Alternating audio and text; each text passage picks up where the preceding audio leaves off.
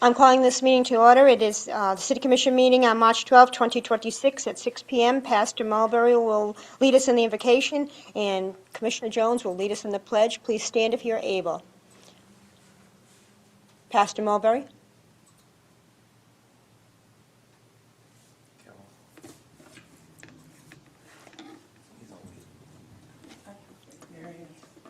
He's up there, though.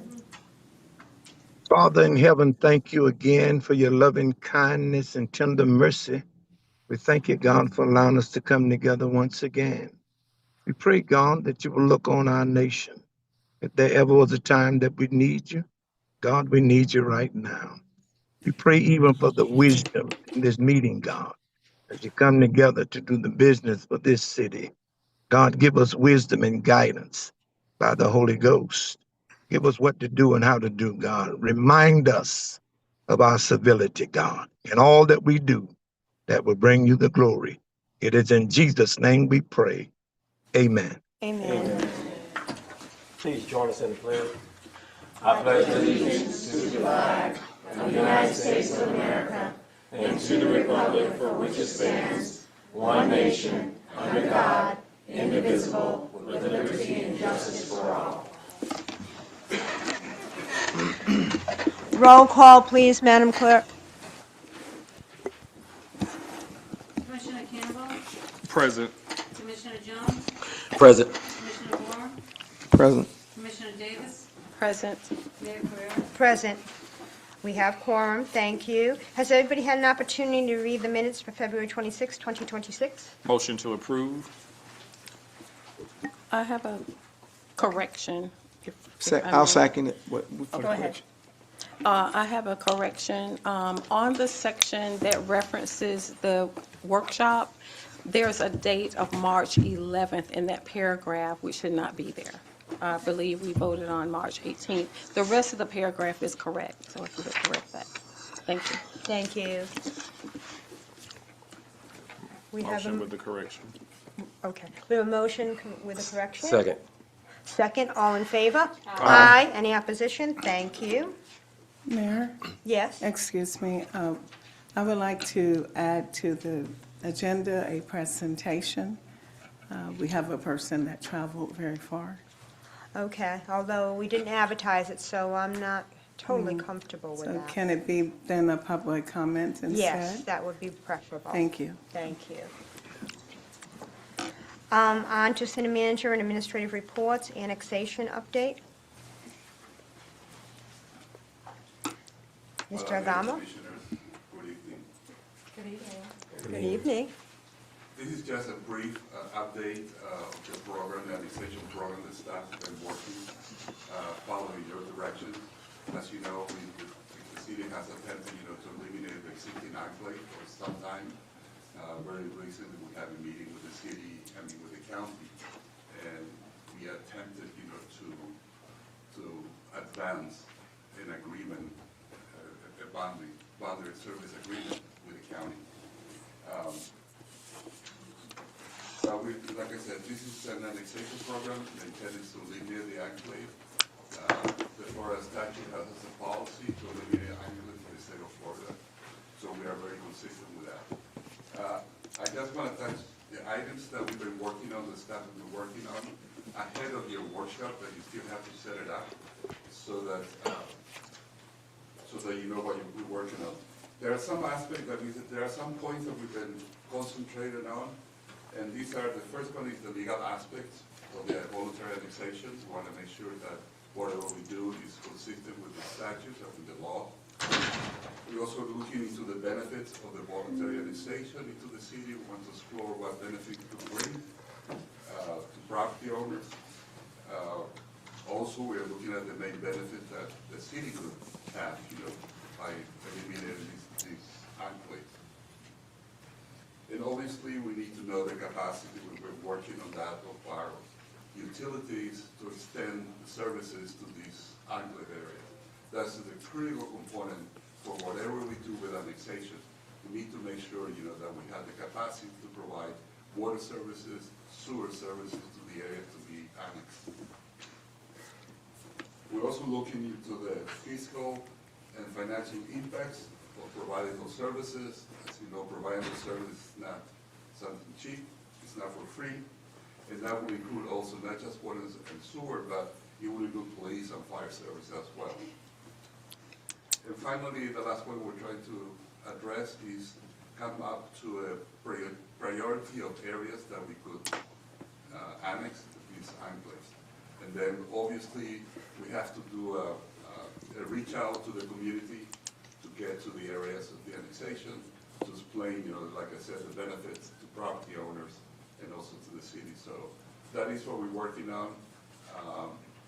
We're going to be presenting at the workshop to you, maybe in the form of a white paper about the elimination of these enclaves, and we're going to bring some maps, so you have a very good feel for what it is. Any questions of Mr. Agamo? Obviously, we're going to delve into it much further in a workshop. Okay. Just one thing. Go ahead. Yep, but what was your timeline again for the? Well, we're waiting for the city commission to set up that workshop. We've been working for the last few weeks on this. Okay. All right, well, That's fine. So we have a workshop upcoming this week, and so when do we want another workshop? So we have one on March 18th, I believe. Yes, that's this week. Next Karen, week, I can you should say. see a possible date Next week, for actually. workshop? And we have a lot of budget workshops coming up. Yeah, So we have. do we want to do it in early April? Do we want to do it before the end of the month? I'm just throwing all that out there. What are we thinking? So we have one on the 18th.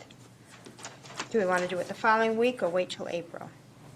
The week of, But if I may, right, I had a couple of dates. What day of the week do we prefer? Go ahead, Mr. Agama. it's just a personal thing, I would like to be part of this workshop, but I'm not going to be here. I'm gonna That's right, go you're on gonna be on- vacation, so okay. I April. would request that we do it in April. Yeah, no, we need you April. here. Because We I need do you want at to the workshop. participate. Yeah, we need you at the workshop. Okay, Yeah. so can we get back to the Please, commissioners? that's what I was thinking. Why don't you Okay. get back to us with some And we'll potential send you dates? communication. When will you be back? I think we need to go ahead and put it on the calendar, The sixth at least of put the April, dates. Right after Easter. Okay, Okay. so, So we can get dates right now, after the 6th? I gotta go into my office to get that. I'm sorry, I didn't realize that I needed the dates today. Okay. would it be possible for us to just submit our dates, since it's in April Yes, sometime? some So dates. submit them in a timely manner Yes. within the next that's week? fine. We will. I mean, we have another. We will commission. communicate. Yeah. We Okay. can just submit each one of our availabilities in April. Oh, that Now, would I be think it's great. best to come up with a couple We of have another dates. commission meeting, so possibly we can have this as something that we can iron out prior to. The commission meeting. Yeah, yes, Okay, thank you. okay, Thank you, Commissioners. thank you. Yes, go ahead. For the workshop, Mr.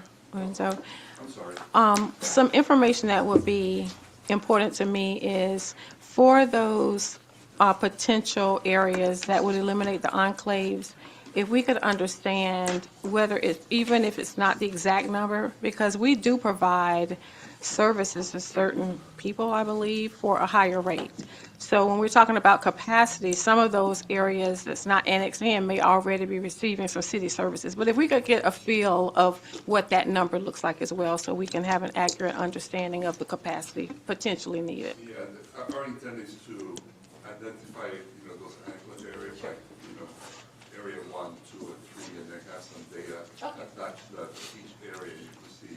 Some of them, like you said, are serviced already by water and sewer, some are not. Thank you. Thank you. You're welcome. Mayor Carrera, I have the dates up there on the screen for April. Those Oh, are for- April For meetings. current meetings, okay, it's already scheduled. Can you make it larger? Yes, ma'am. Would be helpful.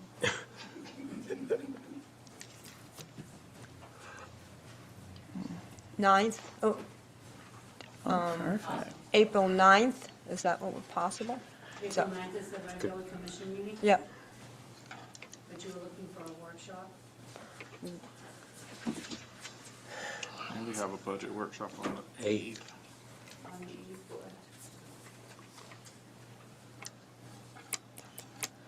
So we could. So do we want to choose a date now, or do we want to wait and have some? Does anybody want to What, respond? what about doing it after the CRA meeting? It's at 5, so that's from 5 to 6. With any luck, yeah. I mean, that's up to the majority. I'm fine with that, if that's what the board would like. It's better than adding another meeting day. Yeah, let's just That's roll fine. with So that. you're That's saying- already there. On the 6th? No, On the 20th? 20. On the 20th? The 20th, the CRA meeting, then it's at April 5 from 5 to 20th. 6, and then we roll on into a workshop. Workshop. I can address it as immediately following so that there's no time set. Please, yes. Okay. Is Thank you. everybody okay with that? Yes, Thank ma'am, you. ma'am. Okay, now we can move along. Thank you. City manager report. Yes, ma'am. Good evening, commissioners, everyone. Just wanted to give some pointers on, if Karen, I'll wait for you, but the organizational chart that we have finally kind of updated with positions that have been filled. And so I was hoping that we could see that. And also, there was an analysis that was completed, as she's waiting to bring that up, with the Avalon. Okay, there's the organizational chart, small, but we'll send it to you so everyone have an opportunity. I think We already have a big yeah, version oh, good, very good. Thank you, Karen, thank Can you. you make that larger on the screen? for the community. So basically, this takes into consideration positions that, we were charged with filling over the past 2 years, and fortunately, a good portion of them are now filled, such as procurement, that never existed before. The public information officer is there. Yeah.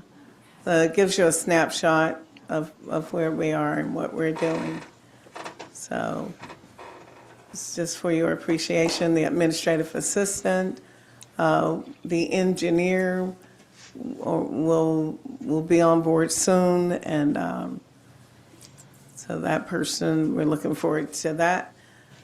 So this just gives you an understanding of how we're flowing today, and this is what we're doing actually. So just wanted to give you an update.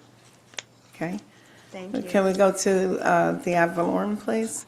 So with that, basically our ad valorem revenues are about projected in this budget year to be about 4.7 million. Our finance director is here, but it constitutes an average of about 23% of our general fund, and also the ad valorem revenue supports public safety. And public safety is consisting of fire and police, and it supports both of those departments by almost 60%. And one of the analysis that we worked on recently showed that our operational budget is about 40 million. So if we were to lose that 4.5 million or 4.3 million, it's about 10% of our total operational budget. And what we're doing, we're gaining that kind of information so that we can start developing strategies and avenues as to what we will do. Initially, one of the first areas that we would look at would be capital expenditures. And so I just want you to know, want to keep you updated that we are preparing information, and we intend to inform the community more as we get into that. The next item was vacant lots. Just wanted all of us to be alert that we have 118 city-owned vacant lots, of which 41 are preliminarily determined to be available for potential redevelopment. 31 have limited opportunity for development, and 46 are considered non-developable. I don't know, Karen, can you catch up? No, you can't? It's not letting me. All right, and that's okay. Also, there were 11 lots which were adopted back in 2023, I believe, by the commissioners to be available for affordable housing under the Live Local Act. So we are going to have a workshop on vacant lots. So I just bringing that to your awareness. We are assessing the lots as well. Thank you, Commissioner. Well, she just actually answered, because I wanted to know if there was a list of those properties that we would be provided, but she stated that we are going to have a workshop, so. Yes, sir. I'm good. Okay. And then finally, I wanted to give you an update on joint city-county update that we are beginning to work with the county staff to follow up with the recommendations that were made at the meeting in January 2026. So we're hoping to have another meeting scheduled between March and April. It sounds like April's more realistic. At this point, yes, because we are communicating back and forth. Thank you. The other item I just wanted to mention was about the, we're going to look more at the boards, not so much the composition of the boards, but some of the ways that we can improve our boards, meaning like the number required, the making sure that we're doing some of the steps that you all recommended, such as absenteeism, those kind of things. And I'm just alerting you that we are having to look at that more carefully. We did have a situation where our planning board was not able to have a quorum, and so we want to correct all that as much as we can. So legal is working with that as well. Thank you. Any Did you want to questions? say anything? Okay. Any questions? The city manager? Go ahead, Commissioner Davis. I would, when we're referencing these items that we need to consider, and we're saying consider them at a future workshop, right now we have 2 workshops already scheduled. So my question is, when we're saying at a future workshop, can we add it to agenda so we can create these agendas so we know what we're talking about versus just putting it in the atmosphere at a workshop? Yes, ma'am. Thank you. Okay. So, thank you. Thank you. And the same for the vacant lots. I mean, same thing. You Yes. said. So can we put those? Can we add that to the April 20th meeting since we're already talking about annexation? Yes, ma'am, I For will. sure. Thank you. Thank you. Anybody else? Okay, thank you.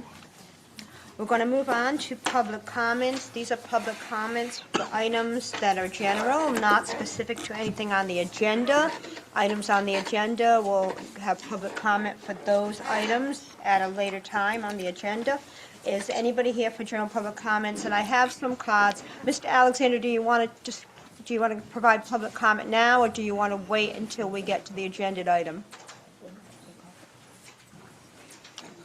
Mr. Alexander, do you want to come up now during general public comment, or do you want to wait till we get to the item on the agenda that pertains to the murals?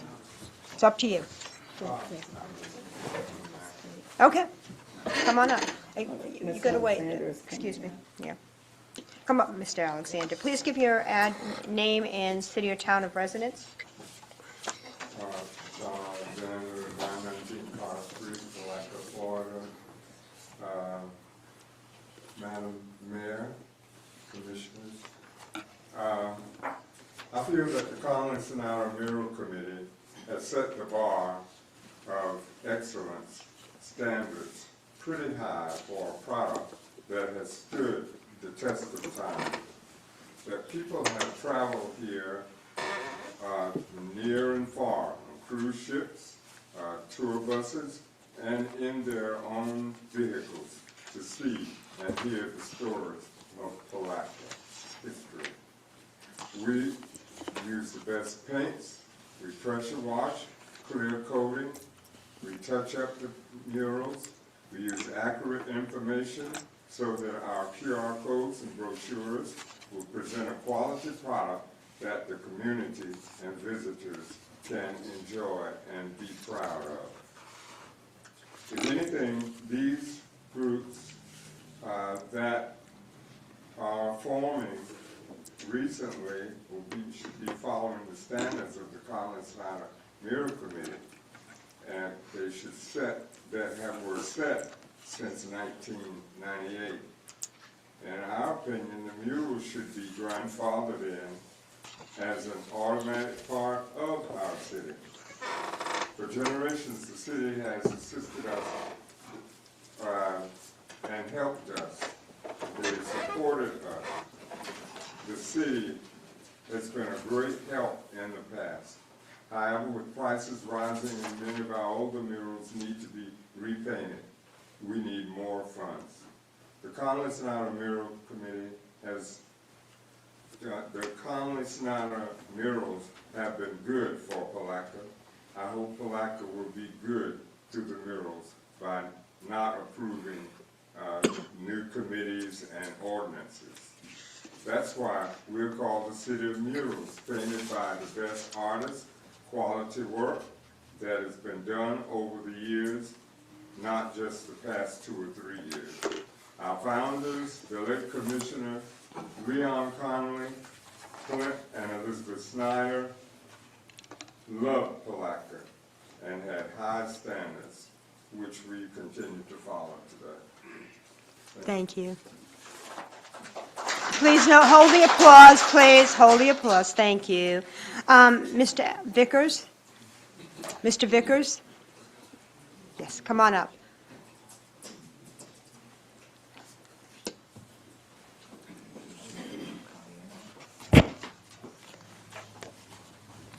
Name and town, city of residence, please.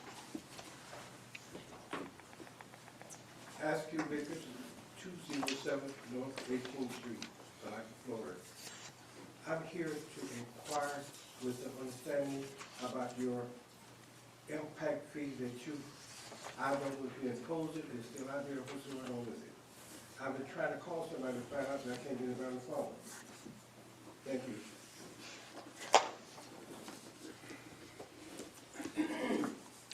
Ms. Duke?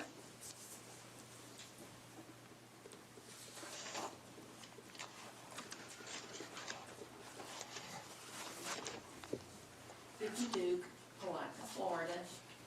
I have a question about the intermediate, do I need to push a button? Okay. About the intermediate school that's on Horseman's Club Road, is whether that's a city school or is that considered a county school? Does it have, does the city supply them with water and sewage treatment at that school?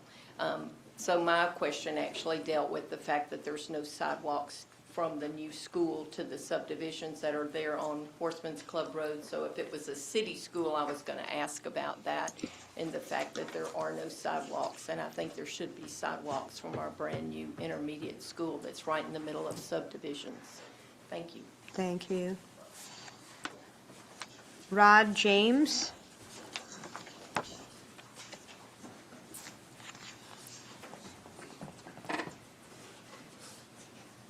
Please give your name and town or city of residence. My name is Rod James. I live in Polk City, Florida. I'm a former resident of Palatka. I was born and raised here. My family was born and raised here. And I'm here in my class, the class of 1969. Rod James, I'm the president now of the 1969 graduate of Central Academy High School. And I know that most of you know about Central Academy because it was the first African-American school in Florida that was fully accredited. And back in the day, that meant something. And I'm sure it means something today too, to have your school fully accredited, because it means that your school had the resources, it had the teachers, it had the building, it had everything for those children to go forward. And I was one of those children. I became a warden, 36 years with the Florida Department of Corrections. So I'm here now to straighten something, or have you straighten something. For years that school was there, and we had one man who stood in the gap and came downtown to advocate for those students. And that man was Fred R. Brooks. Mr. Brooks brought in great teachers to teach those students. He brought in teachers whose names were Ragsdale and Willingham and Cooper and Henderson. I mean, he did a great job. Now, two of his teachers Ms. Ragsdale and Coach Cooper have things named for them in this city. Ms. Ragsdale has a housing community on the west side of Palatka named after her. Coach Cooper has a recreation center, and he's co-named on the Palatka High School football stadium. But there's nothing that recognizes the efforts of that old man. And that old man stood in the gap. His greatest saying was, whatever you are to be, you are now becoming. I mean, up and down the halls all day long, trying to encourage young black kids to go and do their best. I love the man. He lives on the street where my mother still has a home, on Napoleon Street. And the reason I'm here now is because stand up, please. We want to rename Napoleon Street in his honor. We want Napoleon Street to, in the future, be called Fred R. Brooks Avenue. I mean, that old man, wherever he is, if you're able to do that, we'll be smiling now. I mean, the street is named Napoleon, but Napoleon was a general on he fought in Europe and Asia, but he never set foot on the North American continent, nor did he step foot in north side of Palatka. But commissioners, we need to do something for Mr. Brooks. You know, we renamed the school after one of our classmates, Jenkins, when he turned to middle school. But when that was happening, a lot of people in Palatka thought that school would be named after Mr. Brooks because the man was beloved. He's still beloved. I drove all the way here to come and ask you to do that, to put this request in, to have you change the name of Napoleon Street to Fred R. Brooks Avenue. I went up. That's I think I got it out. Could I have a half a second more? half second. I went through Walmart, I walked down Napoleon Street and asked people. Now, there are young people now who don't know Mr. Brooks, but their parents do. And they say, Mama told me about that, or Daddy told me about that. So Mr. Brooks' name will pass into obscurity unless we do something, and we don't want that to happen. Thank you. Please hold on the applause, but thank you. Mr. Aldick, do you want to speak now or wait till that topic is on the agenda? Okay, come on up, give us your name and city or town of residence, please. Good evening. My name is Abdul Rahman Satuddin Aldiq. I live in Palatka, Florida, 209 South 4th Street. I attended the information session about a week or 2 weeks ago about Port Consolidated. I've been working since then with local businesses and other developers to activate that space. We've had a difficult time with process and access. The city says it wants local residences and business incubators to activate these public spaces and these public-owned buildings. Please consider what it takes to actually get that. I'm talking about process and access. That would go a long way. Thank you. Thank you. Is there anybody else here for public comment on general items? Come on up, Mr. Clunch.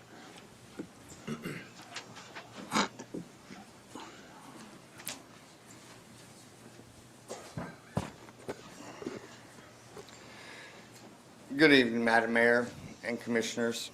Could you give us your name, please? Oh, my name is Robbie Clunch, Palatka, Florida. Thank you. Sorry.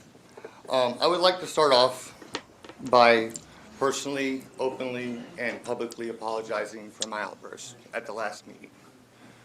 I would also like to acknowledge your city clerk. She is phenomenal.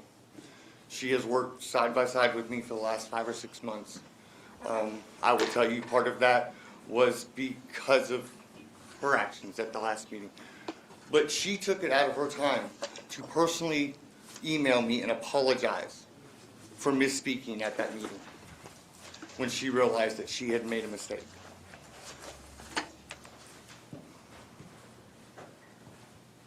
It also comes from the fact that I stand up here and I talk openly about my situation. And then I sit down in one of those chairs and I sit there and I listen to your city manager make comments that are not accurate. On December 11th, approximately 1 hour and 40 minutes into the meeting, your city manager stated that she met with me she had not met with me.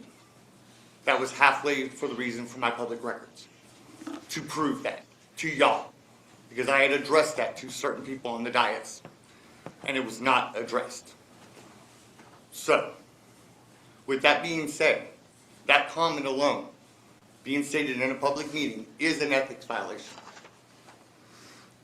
So I'm asking you to hold your one employee accountable for her actions. Because earlier this week, she pretty much stated to me, Mr. Campbell, you received my email, and 100%, if I have time, I will state what's in that email. And that is 100% my goal. But earlier this week, she basically told me that she no longer wants to have communication with me. She has told me this multiple times throughout the last 5 or 6 months. But she turned me over to your attorney this week. That's basically asking for a lawsuit, especially when you haven't gave me my public records yet. Your attorney did exactly what Mr. Borum asked her to do at the last meeting. Her original document that I received on January the 30th contained 3.8 megabytes of data. The one I received from Ms. West yesterday contains 1.3 gigabytes of data. If anybody has any kind of computer knowledge, that is a very large difference. A very, very large difference. And that is because her employees were not giving Miss Karen the documents that she needed. That is why there's such a difference. At least that's my belief. But once again, I 100% want to tell you, I appreciate Mr. Campbell because he's the only one that responded to me after the last meeting. And I 100%, if I don't know how it goes about, but if Mr. Campbell could show you that email that I sent him afterwards, I'm not worried about Oak Hill West. I'm worried about all 3 cemeteries. And you have to My finish up. future goal is to have all 3 cemeteries beautiful, with irrigation, landscaping, sod. Please finish up, okay. And one other thing I want to correct, you made a comment on the December 11th meeting that came up today. I never asked the city for money. My contribution was, I'm willing to raise that money myself Thank you. and pay every last bit of it. It's $1.8 million to fix Oak Hill Cemetery. I've already done the math. Okay, thank you, please. Thank you. You have a wonderful day. Is there anyone else here for public comment? Seeing none, we're going to close public comment. Do we want to provide responses, please, to these Yes, I would items like brought up? to. Okay. Okay, 1 minute, Commissioner Campbell. Commissioner Davis was Commissioner first. Davis, first. Yes, I'd like to respond to the comments from Mr. James in the class of 1969. I had the opportunity to speak with them, so I want to be transparent about that. And I do know they have taken the efforts from what they were told to do to obtain the signatures needed from citizens of Palatka for the renaming of that. And so what I'd like to just ask is for the city manager to outline what's needed to officially enter this request in for consideration. Thank you. Thank you. Commissioner Campbell? I wanted to address the concerns Mr. Robbie just made in complete transparency. After the meeting, I did follow up with him to ask him exactly what was his desire of the commission so that I would have a clear understanding. And part of that documentation within that email was ultimately to basically sponsor, or not sponsor, or help facilitate a community cleanup in our local cemeteries as one. And I offered that I do believe that is something that is tangible if we work together as a city, as well as organizations or anyone else that would be interested. He has been very up forth and, you know, with regards to his request, and I think somewhere in there may have been a miscommunication, but ultimately it is to beautify those cemeteries. And I do believe that is something from the city's perspective that we can partner and try to make that community effort, because I'm sure if he thinks about it that way, there are others that think about it and would be willing to help chip in and provide whatever services they can to help beautify our cemeteries. Thank you. Anybody else before I turn it over to Ms. Connie? Go ahead. Yes, I mean, I want to respond. I mean, I didn't respond to your, Mr. Clunch, I didn't respond to your email in that regard, but I do support the efforts relating to that. And again, the email that you received on behalf of my request to the city manager and whoever the designee was to obtain that information, yeah, it just come from knowledge of having the information of how things work from a technological standpoint. And so I'm glad you was able to get your information that you were seeking. To Mr. Vickers' comment around the impact fees, I'm not sure who you was trying to reach or how many times you called. Do you have any, what number you call, who you talked to, as it relates to impact fees? Because we have people here that answer phones and should return your call back. So that's just what I would like to obtain. I'll let Mrs. Connie speak to that and I'm ready. also have her connect Yes, Mr. Vickers thank with you. somebody who can help him. Yeah, so, yeah. Okay. So as it relates to the mural with Conley Snyder and just. I think we're. No, we talk about Let's impact. finish the discussion of Oh, okay. Mr. Vickers I and the was impact going fees. now. The impact fees. All right, for the impact fees, I'd like Mr. Lorenzo, if you can tell us more about that. Impact fees, how we collect it, how we calculate it. I think I that don't know Mr. what the Vickers is question looking is. specifically for somebody to reach out to him. Then it would be, he can reach out to Mr. Lorenzo, and he will tell you anything you need to know about impact I fees. think his question was the impact fees in force? And I think he was trying to obtain information from whoever, I don't know who he called, but we just need to understand and know if we're getting back to him. He said I don't know if he left voice messages or what, but we just need to be more customer focused. Okay, well, And we are yeah. talking about the city impact fees, not Right. the, not the. Only city impact fees. We can't talk about county because we don't, So I that's not think our. giving Mr. Vickers the Yeah, extension Mr. number so he can call Mr. Lorenzo, Obama Mr. directly, Lorenzo, right. please. So can you just? Well, that's a concern of mine, though. Here's what we got. It's a concern of mine that Mr. Vickers said that he's been making calls. I'm not sure who he called or if he left a message or whatever, but I need to understand and know if he left a message with somebody and they didn't get back to you. We owe we owe our citizens We definitely responses do. back. We are public servants. Yes. Since full transparent, I received a call today from Mr. Vickers that I have not returned yet. No, I mean, No. So I want to be clear. So you're opening, yes. Right, but he says- Mr. No, he did Vickers, not. when did you call? Now, let's, I do believe don't do this, that, please, at the meeting. Mr. Agamo, if you would be able to make Connect contact directly with with Mr. Mr. Vickers. Vickers. so I'd be that- happy to, Commissioner. Right, I'd be happy okay, to meet with that's them. what I was trying to do. Thank you. All right, so can I respond to You anything can just else? respond now, excuse me, go right on to you were talking about the mural committee and Mr. Alexander's. Yeah, with concerns. Mr. Alexander, please feel comfortable with connecting with myself and Ms. Nicole so we can help you. But I noticed you were speaking about an ordinance. Is that what your concern is? Let's not have a give and take. Somebody So connect directly just with please Mr. Alexander. contact us and we will follow up. That's, Okay? As it relates to the, I think I wanted to go more with Mr. Clonch with the. No, ma'am. No, we're not, no. So Mayor, please just come back to the office and we will work with you and address whatever your concerns are. That's all I can say. Commissioner Campbell. I would like for us to get a Met better with him, grip as to who is to respond To whom? to whom, and that's just pretty much all I'm gonna say.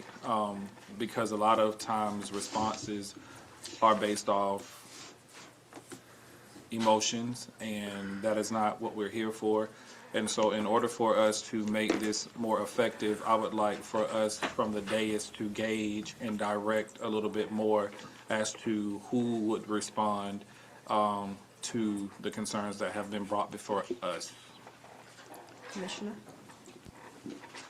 Yes, I agree with Commissioner Campbell. What I will say, in terms of Mr. Vickers, he said impact fees. I'm not sure what the question is, but I do know that that information should come from the city, and someone should reach out to him, to Commissioner Campbell's point. The other point I'd like to make, and some of this is in relation to Mr., is it Clonch? One thing I want to just clarify is roles and responsibilities. And while the call might have gone to, and I don't know the details, but this is a general statement, while calls may go to the city manager to speak to her directly, whether she called or not, and that's something we'll look into later, but every person who works for the city of Palatka works for the city manager. And sometimes, and again, we will look into this, sometimes what the response looks like is the appropriate staff member following up with you to try to get you that information. So I do want to, I'm not excusing anything or any perception, I do want to state that fact, that sometimes the city manager may not call back, but if someone on her staff calls back to follow up on that, they work for her. And so nothing should occur from, in a situation like that, from her staff, especially with the city attorney and the city clerk, that the city manager is not aware of. So I do want to make that statement. And I will say unequivocally that it is not the desire of this commission nor the city manager, and I feel confident speaking on her behalf as our one employee, to disregard citizens or comments or questions or any inquisitions that occur. So continue to report them if you find that to be true. And I tell you, we all take that seriously, as you can hear from the dais now. So thank you. I just want to make that clarification. Thank you. Any further comments? The one ahead. thing, and Ms. Cardy, you're regarding Mr. James. We can move. Yes, I Okay, will move thank forward you. with that. Thank you, I appreciate it. Yes, I will give him complete guidance and the forms and so forth. to Thank fill out. you. And did you have something, Commissioner Warren? Okay, thank you. On to the consent agenda. Are there any items to pull from the consent agenda? F? There were just a few other issues. Ms. Duke's Okay, inquiry. sorry, go ahead.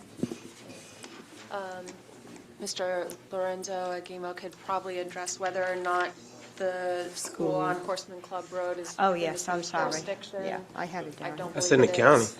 It's the It is the county. county. That's the county, Ms. Dukes. Well, let Mr. Agamo come up and say that, and that we shouldn't all be yelling. Thank you. Can you repeat that for me, That please? school that Ms. The school on Dukes- Horseman school. Club's Road, on the Horseman county. Club Road. Oh, that's the county school. And she also questions if we provided water. Correct. Yeah, I will have to check that with our water utility department to see whether they're being provided. I'm sorry, suppose they Mayor, will, they I have to. cannot hear. There's a lot of talking. Who- Could you? For those of you who are talking, please don't. It's hard for us to hear Yeah. if there's multiple conversations going on. Thank you. Go ahead, Mr. Agamo, I'm sorry. Yeah, I'm just saying, water and sewer have to be provided to the school. So I will check, with the utility department, with the public works department, to see whether that's the case. But it Thank is a county school. And so therefore, part of the question was also sidewalks. We're not responsible for the sidewalks. If it is in the county, we're not. If it is in Yeah. the city, we do have a requirement that they have to put sidewalk. However, if it is a project that is being done by the school board, they're exempt from our building Yes. permits, and, Right. we have no jurisdiction. Thank you. Thank you. Did we miss anything else? The comment about the port consolidated process. Oh, yes, sorry, my bad's gone. But go ahead, does somebody want to respond to that? The question was it sounded like access, as I I understood. believe all that is being requested is access to Access. see the interior of the building, which we've done before with the public. I don't see Yeah. a problem with doing that again. So again, somebody would need to call Mr. Aldick and set that. Do we have his number? I can get the number to you. You would take care of it? I can get the number to you, his number Okay. to you. Okay, thank you. Are we set? Thank you. Sorry for missing those. Consent agenda, so item F was pulled. Anything else? Aye. Aye. Item I. You don't have anything? Item I. Aye. Aye. Okay. Anything else? Paul? I make a motion that Okay. we accept the consent agenda excluding items F and I for discussion. Second. We have a motion, a second, all in favor?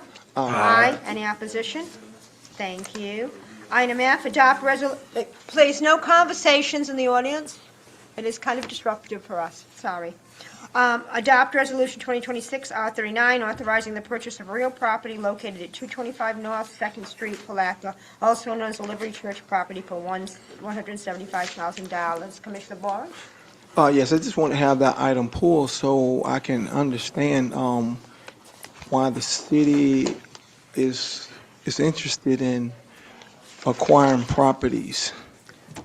Okay, if I may? Yeah. Please. Okay, because we're in the midst of looking also at Port Consolidated and preparing for the future development and expansion, I am interested, if it's possible, and I did send it to commissioners for, feedback, et cetera.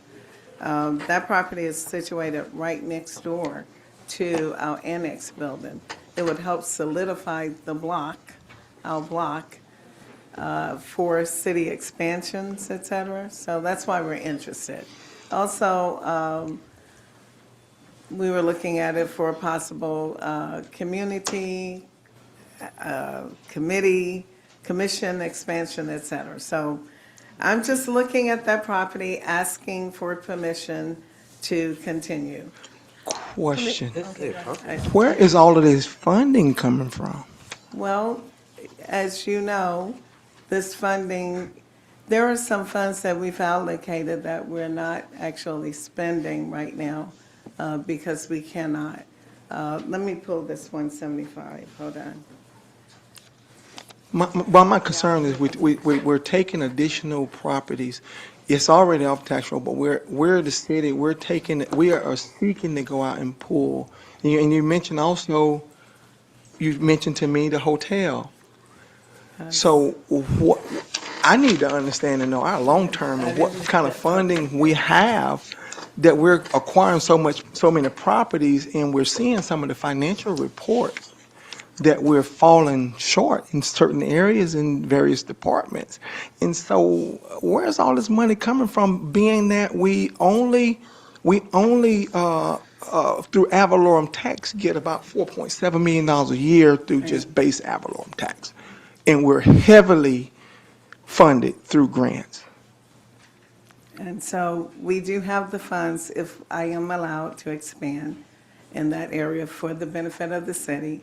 But it is a commissioner decision. I think I put all of the information in there. I cannot find it right now. Okay. But it would be in the best interest if you'd Okay, like one at a us to time. talk about it further. Yeah, we I can. think we need a better explanation of where those funds are exactly Yeah. coming from. I think that's what Commissioner Barnes asked. Okay, hold on, let me And, pull the and then folder. Commissioner Campbell In also. addition to HI. what Commissioner Bourne has stated, I do feel an item of this magnitude should not have been on the consent agenda. This should have been a part of regular business that would allow us the opportunity to hear the presentation as well as have us to have the discussion. So I'm grateful that Commissioner Bourne pulled this item. In addition to the statements that I've already made, I think that we need to be mindful of things that are placed in certain areas on our agenda, because it does not give us the opportunity to really vet or really be able to dive into some of the discussion. Because again, you're asking for this $175,000. Again, you have to provide, and you stated that you sent us email. Did Yeah. you receive any feedback I from did that? request it. I'm saying, but did you receive No. feedback? That should have been an indicator that if I had not received any communications back from anyone that sits on this dais, that it should come to us in a different manner. Okay. And so I would like for you to really take those kind of things into consideration, not stating that, agree with Commissioner Bowen as far as the funding, but again, allowing you to explain the vision that you do have and making sure that if we are in agreement with the alignment of that. So again, I take those things in consideration as we move forward, that some of those things should not be on consent agenda, but be more so on regular business so that we can have the proper discussion. Okay, thank you. Thank you. Go ahead, Commissioner Foreman, and then it's Ms. Commissioner Davis. Pierre had. In my last couple of comments about how we're spending money on buildings, I mean, we've spent several $100,000 on the River Center before. We brought it up to snuff before we got rid of it. We spent several $100,000 on that within a year or two before we did away with it. Now, that's another comment. You're building out the annex over here. There's a number of offices going in. I need to understand and know what the capital improvements are, or the remodeling costs that we're doing on the build-outs of the building next door here. Then we still have things that we got to deal with next door that's going to be it's going to be monstrous. But it's not funded by us, that next door, you know. Listen, Just letting you know. Let him finish, please. I hear what you're saying, Okay. but what I'm saying is we gave up a building that we were getting money from rent on it, and we end up getting that. So that we just got to figure out why we're spending the money the way we're spending it. It don't make sense to me. Commissioner Davis, and then I'll turn over to you, Ms. Pierre. Commissioner Davis. What I hear being asked for from the dais is an overall vision, right, to explain. And without that overall vision, it's hard to understand the pieces and parts that are coming and that we don't know what it fits into. And I think that's what I hear the commissioners who have spoken say. So that would be helpful. My question is, for this particular property, is there a time constraint? Legal, if you could address that. please. I'd like to get more info. Ms. Pierre, you wanted to say something. Come up to the podium, please. Yes, the letter of intent It's in here. that was sent out It's here. on February 27th contemplated a due diligence period of 60 days from the effective date of the purchase and sale agreement, which is all contingent on commission approval. So if the commission doesn't approve, It does. it doesn't go through. So the Hold it. LOI, Okay, no. go ahead, Commissioner one at a Jones. time, please. No. Go ahead. You're on. I'm confused about the letter of intent. Okay, question. Did it come from anybody up here from the dais for us to be looking at? Because I think we set the vision for the city, and we set the full vision for the city as to how the city should operate for the, and you should execute that. So did we provide you with a vision to purchase that building and move forward with that and with this letter of intent? No, only Okay, the sure, fact thank you. so where the confusion is then, so let me speak directly, is that when I'm sending it to you to ask for your, do you agree to this? Is this okay? I'm thinking that if you don't respond, that it's okay. So Stop now thinking. I know better. Stop thinking. No. What you need to do, we need to have a conversation. Everybody need to be on board with it, and we'll agree. Don't send emails because you don't get a response. That doesn't necessarily mean we're Now I saying know. yes. Right. So, and since you said that, then given that you said that, then this should not be on the agenda until I can hear from you better. And especially not on the consent agenda. Especially, right, thank you. I did ask Ms. Pierre to come up first, before, not to be rude, but go ahead, Ms. Pierre, quickly. Just so it's just in the record that part of the process, anytime we're spending funds, whether it's to purchase property or anything, we have no choice but to be transparent, because that is a requirement. So in this case, yes, it's a request for $175,000, and in the memo or in the staff memo, there's an explanation explaining that this would be a budget transfer from a restricted fund that's reserved only for capital. The funds would be coming from Rolling Hill Stormwater.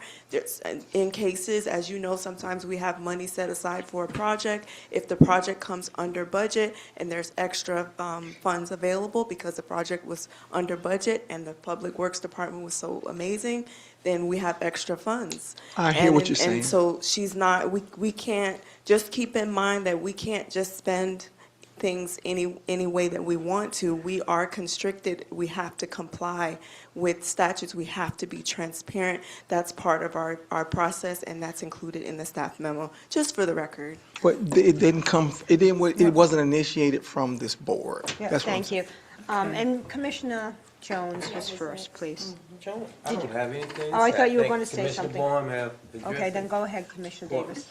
So I want to offer what I got from this when I was preparing for this meeting. I did look at it. I did look at the questions that are being asked are very valid.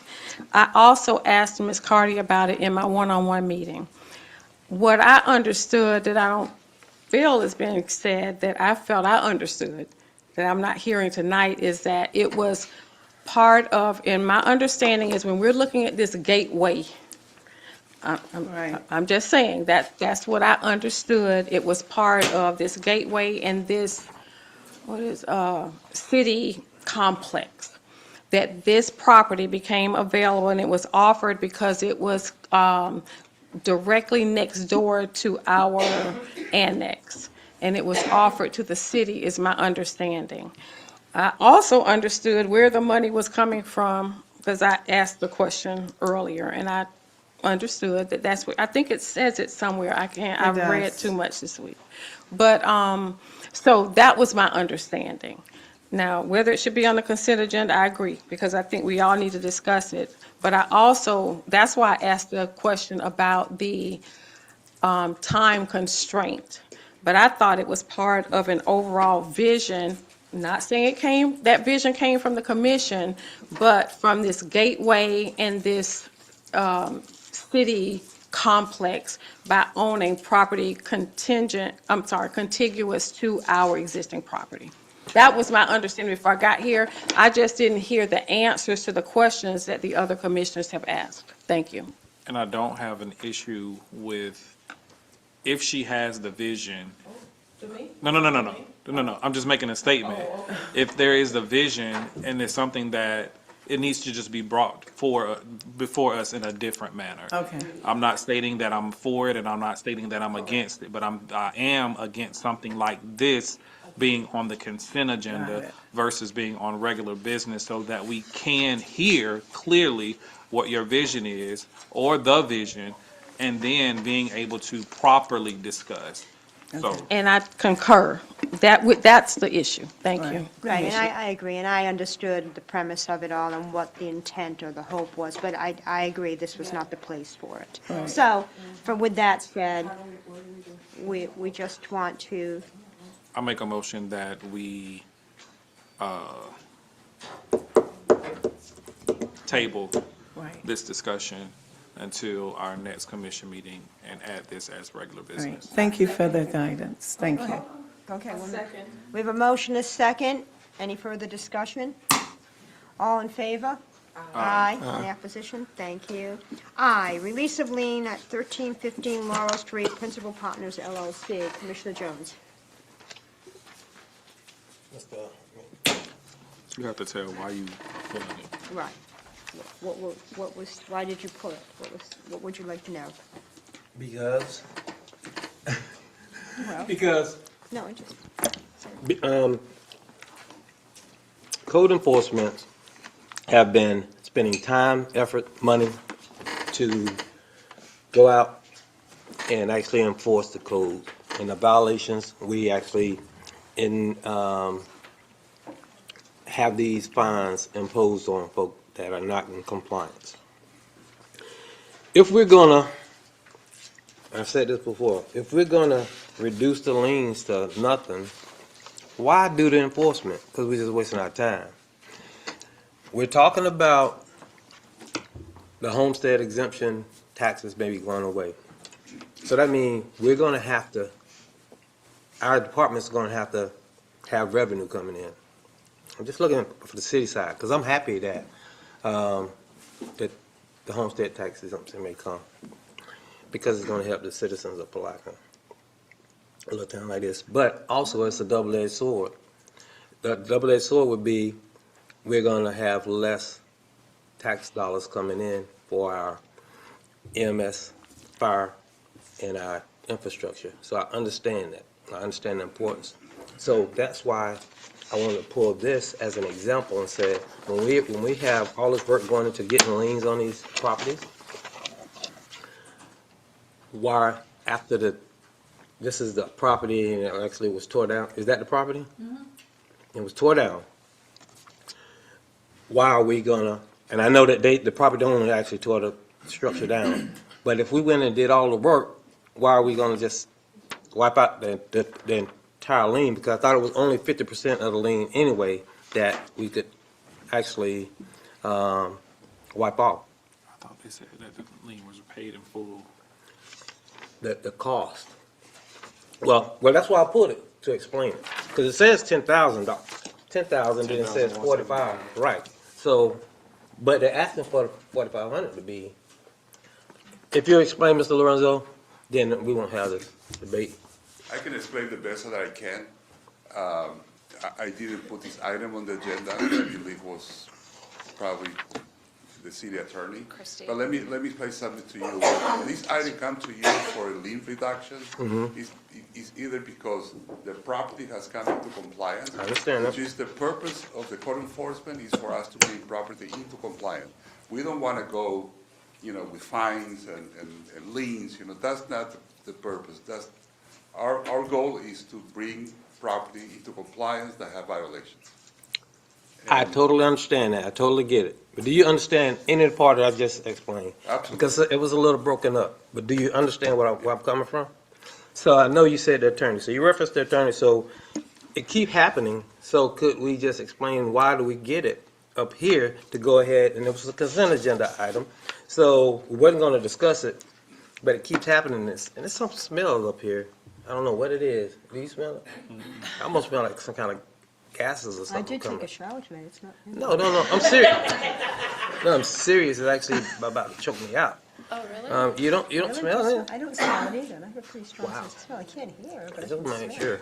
But, We can turn the fans on to help. no, nobody else smells. It must be me. It must be just me. Okay, let's finish, Mr. So anyway, right, I see you was referring to the attorney, so I mean, if that has to happen, maybe you have a better explanation. Sure. So this was an extremely blighted piece of property that was deemed a imminent public health risk. It was already incurring some fines, and then it had a structural fire. Neighbors had reported that children were using ladders to climb into the structure, and so we needed to take immediate action. So we did hire a demolition company, and they demolished the entire structure for $4,500. On top of that, there were administrative fees of $250. The property owner, who's an institutional investor based out of South Florida, it was actually difficult to get the reimbursement on these funds, but we finally did succeed in getting fully reimbursed on the entire demolition charge. Once the property was completely abated, and you can see the photos there, the demolition crew put down straw on the property, it was deemed to be in compliance. All of the code violations that had been cited in the code lien had been fully complied with. And at the point of full compliance, the property owner is entitled to seek a full lien reduction. It is obviously within the discretion of the city commission on whether or not to allow that, and I have explained that to the property owner. However, it is in full compliance, and I will tell you that I had property owners across the street. This particular street is in the process of being developed. New houses are going up. The developer of one of those houses came up and thanked the city for demolishing this structure because he was unwilling to buy any more lots to put up new construction because this house was such a blight in the neighborhood that it was deterring sales. So overall, it was mission accomplished in terms of getting rid of the blight in the neighborhood. Okay, so I get that. And this is an investment property, and it's up to them to keep it up to code compliance. For us to have to get someone to come in and clean it first before they take any actions, I think we did what we supposed to have done. Now, personally, I would be okay with reducing the fine. He paid back what we charged for demolition, what we were charged for demolition. Correct. So how is he penalized if we reduce the lien to zero, balance out? I'm just asking a question, Ms. West. Do you want to? Go ahead. This is a question to Ms. West. Let Ms. West If you don't respond, mind, and then we'll Commissioner. go to you. That, again, I'll reiterate what the planning director said. The primary objective of code enforcement is to eliminate blight, to improve our neighborhoods. And that was accomplished where there was a nominal administrative fee of $250. But the overall purpose of code enforcement is not to be a revenue generator for the city. The goal is to eliminate blight, and that was accomplished. Yeah, the overall goal, and I get it. I guess I won't win this argument, but not argument, but to get revenue back is going to have to be, in our departments, some of them going to have to start being self-sufficient, or at least bringing in some funds. And I was just saying, as a department that goes out and put a lot of work, they put a lot of work into doing this. I think that we should not just zero out, we should not zero out these liens due to the fact of the time, the resources that we put into it. Yes, they got in compliance, but all of them don't. And a lot of them that we zero out, zero balance, it'll be up, like if it was a structure there, it'd probably be there 6 more months. Now, it probably will, what we did one on 19th Street, same difference. It's back in the deplorable conditions it was in before. So something got to have some teeth in it. This don't have enough teeth in it when we do this. I'm just saying this to my colleagues up here. Just this is an example. This is a good example. That's how that lot on 19th Street looked when they first did it. But it don't look like that now. It's back to the same condition. So if a person could say, well, we'll let it grow up again, the city will clean it off, and we'll just play the city back. It's a revolving action until the neighbor who wants to buy the lot, to build the lot, end up buying it from them, because that's probably what's going to happen right here. So they just held the property and got it right for sale. I guarantee you, in 30, 60, 90 days, the people who was doing the redevelopment over there probably buy that lot now.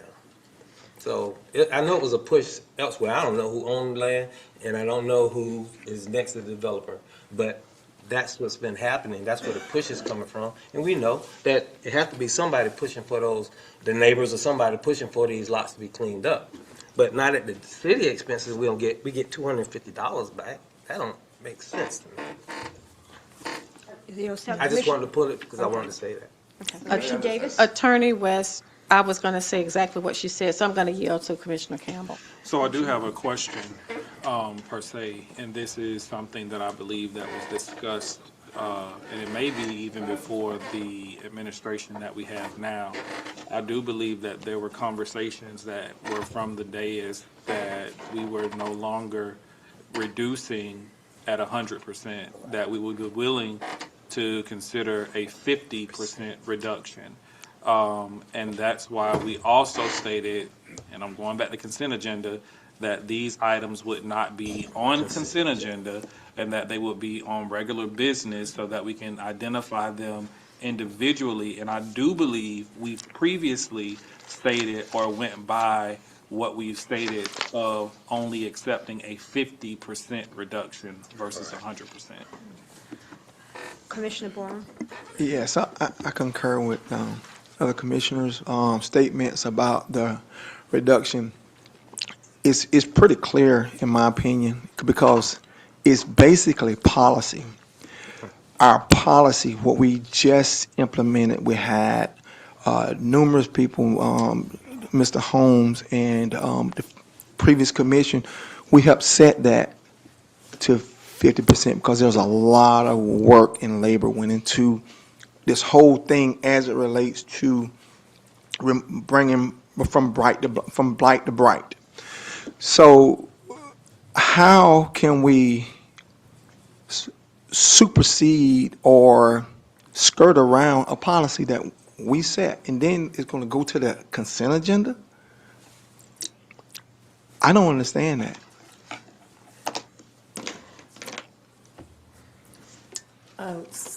Commissioner, thank you. First is policy. Oh, okay. Okay, we set that policy that nothing below 50%, and we want to go to zero. We're starving our community, taxpaying communities out. We're starving the people out, and we're giving it over to people who have money, the developers. What is wrong? Help me understand that. May I respond? You may. Thank you. Commissioner, I'm not certain if the administration we have now are even aware of the policy you just mentioned about this 50%, but I will make certain, because now you've said it. It's been in play. It's been in play for some time. Then I'm going to make certain that we're following the policy, because, I We've can't talked. say I personally knew, but I will now make certain of it. So perhaps it was just before I got here. You said But No, I'll it make was- certain. The 50, you said that. We've been talking about this for some time since Right to So Blight, and who- we talked about these things. Every time we've had people who came before the commission, and there's been things on the agenda since you've been here that's talked about nothing less than 50% because it's the policy. So we all know about the policy. We don't know. We know about the We will policy. follow up on. Yeah, I'm just saying, we can go back to a lot of everything that's been lean reduction, we can go back to the policy. Yes, And sir. and we've discussed it.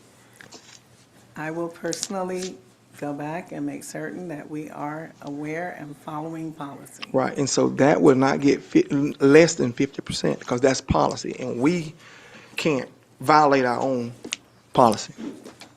Thank you. I would like to make sure clear, that in the future, we're going to bring, not as a consent agenda item, a lien reduction, and we're going to place it as a regular agenda item for discussion. And then the city did all the work. The city even went above and beyond to go take the action to go and hire the company and only receive $250 No, we got reimbursed for the cost of We demolition. got the money back, it's not that we didn't get the all money on back. all But I on the agree with city's part. Commissioner Jones, I agree with you. And actually, I would like, this is just my personal desire, I would like, this money that come from lien reduction or from liens that we collect, that it goes not to the general fund, but it goes to a fund that will be administered by code enforcement, so we can put that money back in the neighborhood. We said that as That's what I would well. like to do, and I was planning on doing that in the next budget cycle, to create that account, so the money doesn't go into general fund, but it goes back to code enforcement, so we can put back into the community. Self-sufficient department. That's exactly what I'm talking about, sir. But that's what we had communicated, Commissioner. Right. We've said it. So I don't know why we made clear that it would go back because that's how they were able to hire additional code enforcement people, because when they went out and did the work, that funding came from doing the work out from bright to blight, from blight to bright. But right now, all the liens that we collect goes to general fund. We need to keep it in the fund that is generated. May I ask, did we come to what we're going to do? So we're saying the Yes. same thing over and over? So at this point, it sounds like we're definitely pulling. Yes. So we need a motion. So I'll make a motion that we accept a 50% lien reduction. Second. Second. Motion is second, all in favor? Aye. Any opposition? No. Thank you. And maybe Ms. West can help with the ordinance to, a policy where finance would actually put those liens and the funds from them, create that, so to go for code enforcement only. Thank you. It's already created. On to regular business. Go ahead. Weren't we on that item, or do we need a motion? We just did it. Oh, did we say table? Not now. We just voted on it. We just voted on that. No, Yes, we just voted. no, I know we just. Mayor, I'd like to ask a question, I know, please. please. So are we saying we're not going to release the lien on 1315 Law Street? The motion was to accept a 50% reduction. Was it on this particular item? That's my question. Or was that a general statement? That was with reference to that item. Thank you. That was my question. Thank you. Okay, so for And clarification on the motion itself, please read it back and what we, I understand the motion. What that means is that the lien is going to remain in effect for the 4,750 plus half of what the original code enforcement lien was, 5,000, bringing it right back up to almost $10,000. Just so everyone understands. Yeah, because right now, he's just reimbursing the city. So He's not let me paying nothing make- for the fine let but me make- $250. Let me make it clear. The reduce of a lien to someone who is an investor that does not live in our city, there would be a different conversation had they been planted here, they're investing here. But ultimately, a lot of times, let's be honest, we have individuals that buy property in our city that doesn't live here, probably never been here, or doesn't come. And so, again, we are tasked with making sure that code enforcement going out and doing all the work, this is an investor. This is a part of his investment. So I don't feel any kind of way taking a lien back up, because if you are an investor, you know that you have to pay money in order to make money. I wanted to make Wants sure everyone clarification. understood the math on what was going to remain. Oh, I understood. Yep. It calculates out right. one at a time, please. Go ahead, Commissioner Davis. So I want to get clarification as well. I'm clear on this item, and I do understand. But I believe it was mentioned that it was approved prior, obviously, to me being on the commission, that we would not accept we would accept a 50%. So the motion we just made was for this item. But is it still in place that on any And I was lien? gonna make that. Because that's I what was my, gonna- okay. I was gonna make that request during my comment, and that's why I stressed the fact of bringing back policy or reviewing policies that have been set up to ensure that we are following. Because I can distinctly tell you, we've sat on here within the last year and a half and had this conversation, and like I said, this was prior to you. We've had this conversation numerous of times, and we actually had individuals in the room that we apologized to, but we stuck to our policy. And it was several people in that room that night that we just had to stick to our policy. So that's how, and I would make the recommendation that we bring that policy back to the commission, just for. Okay, and just so you know, I didn't finish my question, but thank you for that. What I was going to say is I want to make sure staff understands and is getting clear direction. If they're going to bring that policy back and it's 50% and it's already in place, that's fine. The reason I asked it, because you just made the statement about an investor versus someone who's in this community. Let her finish, please. Let me finish.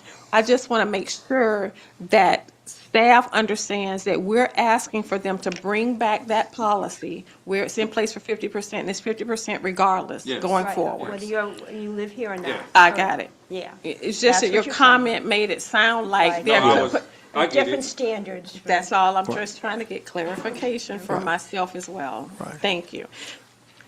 Okay. Any further discussion on this item? We will move on to team building, regular businesses, specifically team building.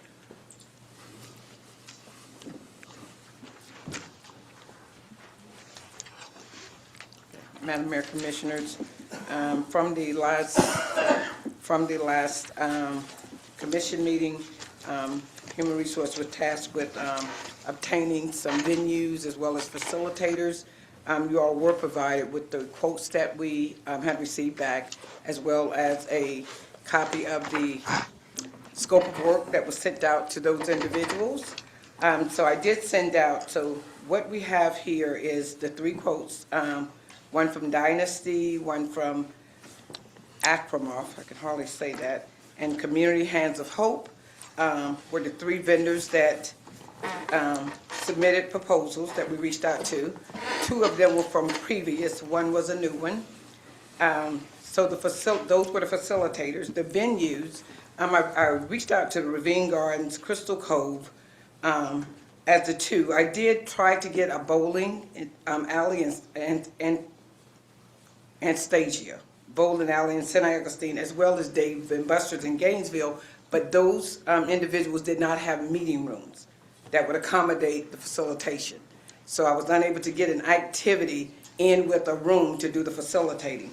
So with Ravine Gardens, and they just got back with me today, actually a little bit before coming to this meeting, that their availability on the dates that I was suggesting, they don't have it, so they're filled. Crystal Cove, they do have the availabilities, and another place that I could recommend that I would like to look into, and I didn't have time before this meeting, once I got the information from the Ravine, is the Senior Center on Westover Drive. It's a meeting room big enough to facilitate and do the activities, to have an activity as well as the facilitation of the team building, which would be, I had two vendors. What my thought pattern was, paint with a twist that would allow, yes, sir. You can talk, I was just waiting so that the mayor know that I have a statement. That's fine. Would you keep going, please? Okay. Okay, so painting with the twist, and I had two vendors. One was called Paint the Town, which all of the amounts, I sent that out as well, was a cost of $32 per person and I was thinking more of just seeing how everybody paints to collaboratively come together, if they were painting a picture of the river or something here in the town. So that would be an activity, since I couldn't get a facility that had, like Topgolf like we had. We were able to play golf and then have the facilitation. So those were things that I came up with for your consideration as I was asked to bring back. So tonight, we're just trying to figure out the dates that I did. I was trying to keep it in March, so set at the late time, March the 28th, April 18th, and the 25th, because I think you all wanted a Saturday, unless it's the will of the commission for another date. So I tried to keep it on Saturdays, were available dates that I was able to come up with. Thank you. Commissioner Campbell first. With regards to the facilities, have you contacted Community Affairs? No. No, Because sir. if we are looking to host here in Palatka at another venue that cost, and we have a venue that's bigger than the venues that you've established or that you've contacted, it's a cost-saving mechanism, and we have a big enough facility. We have Jenkins, we have Jenkins, we have a community, the gym, or we have the actual recreation room that is bigger than half the places that you stated. Yes, sir. Thank you. Commissioner Davis? Yes, ma'am. I'm going to just give my feedback. Ms. Jones already knows my feedback. When I think of a team building exercise for a group of people, it is typically planned based on the requirements we've given. We may have to look at some options of dates because it's for more than the 5 of us, is my understanding. Is this not for The team leaders. the team leaders of the city as well, meaning, okay. And so what I'm personally looking for is coming back and saying, we will be having team building with this vendor, meeting these requirements from 8 to 4 and 9 to 3, and here are date options that work for the majority of people who need to be there. What I'm not sure about is why we need to come up with the what, who, how, where. And that's just, it just doesn't seem efficient or effective to me. So that's my comment. So I will never have any input on where we have it, but I do agree with Commissioner Campbell. If it's local, we need to use our own facilities. But in terms of whether we paint or whether we make a boat, I'm not sure that that's what we need to be deciding. Do you have something to say? Yeah, Commissioner Barr? yes, I agree with Commissioner Campbell, and I agree with Commissioner Davis. Again, if we're going to do some things, we got Palatka Golf Course, and we can actually go out and play half a game, 9 holes as opposed to 18, and still accomplish the same thing. I think they got enough space out there for us to be meeting in that space. And so, again, we do have facilities that we could utilize, and if we're going to pay any money out and give it to the golf course, I think they need a few funds. I can agree with all of that. My thought too, and this may not be something this commission is likely to change within the year. And I'm wondering if this really is a good time with everything else we have scheduled. Don't smile so broadly, Commissioner Barr, but that there are some people that may not be sitting up here. And we're doing team building for a team that's is going to change, I think, significantly after the first of the year. So I guess I'm questioning whether we should be spending the money and doing this now, or should we wait?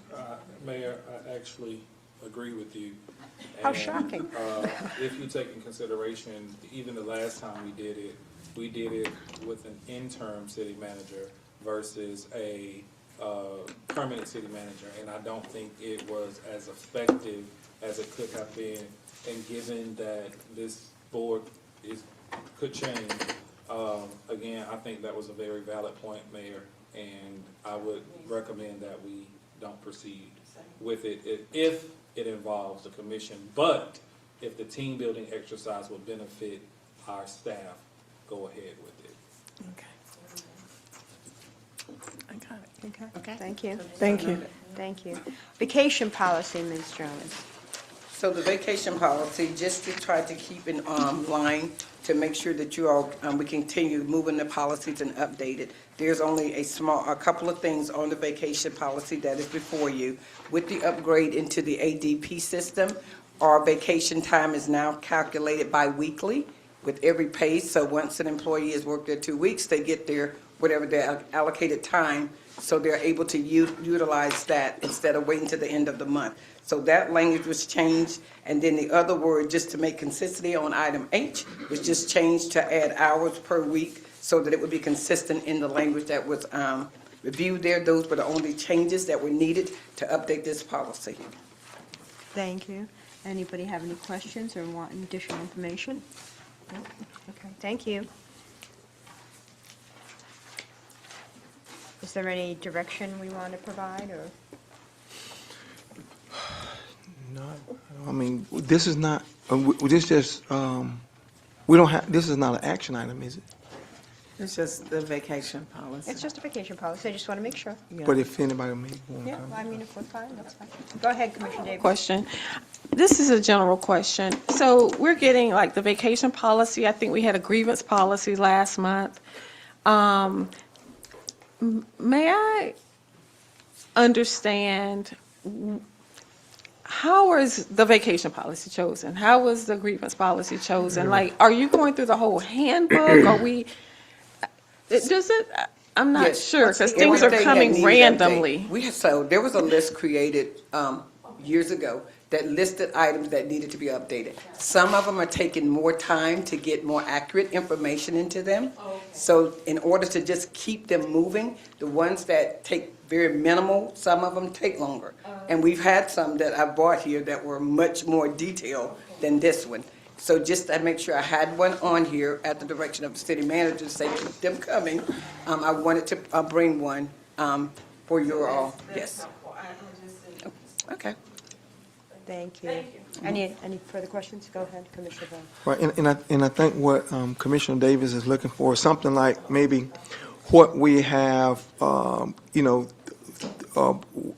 3, 6, 9 months or a year out policies that we'll be considering or looking at the address or whatever, from short-term to long-term, things that may be considered. I think that would be helpful. Anybody else? Thank you. On to public hearings. A, second reading, adopt ordinance 2026-18, an ordinance of the City of Palatka, Florida, amending the Public Municipal Code to establish regulations for public murals. We have several public comment cards. Before we go on to that, I think I'm going to ask for a bit of clarification. I know today in reading people's concerns that the biggest, well, not the biggest, but one of the major concerns was whether this will impact the ability to have painted windows for holidays or specific events. And those are not considered permanent, those are short-term, so those are not issues in this ordinance that will require a permit or any other process. Maybe you could explain more clearly, Ms. West. Under section 2 of the definitions, this pertains only to permanent media. And under section 3, applicability and scope, it pertains to only new murals. There's no retroactive application of this ordinance. So all the murals that currently exist are grandfathered in, and it pertains only to exterior walls. So And permanent murals, not something for an event or a holiday. So as far as the windows being painted by Mr. Kenton and whoever else may do that, this does not fall under that or have any other. The gentleman that painted the windows here? Yeah, he is, and he's got a public comment card, so we're going to call him up in a minute. Thank you. With that, we'll go to public comment. Gregory Lord. Do we, I think we have to accept. Okay, well, 1 second, Mr. Lord. You can come up to the I'll deck. make the motion. Okay, we have a motion. Do we have a second? Second, Got a motion and a second. for discussion. I'm sorry. We just motioned and seconded. Right, I heard it, yes. Come on, Mr. Lord, please give us your name and city or town of residence. Yes, ma'am. Greg Lord, I live in San Mateo, but I have a business here in Palatka. You answered everything that I want to talk about, so thank you very much. Thank you. Mr. Huggins, here he is, the man that paints the windows. Come up, name and city or town of residence. I am Kent Huggins.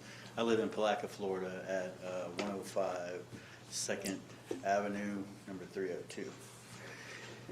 Madam Mayor and Commissioners, it's my honor to address you. I am the guy that's painting all those windows downtown. And most of them I donate. I don't quote prices for them, and I only work for gratuity. My medium is water-based. I clean the windows before I paint them. I paint them, and then I come take them down, and I clean the windows and leave them cleaner than I found them. The paintings that are on that street that are permanent are not my paintings.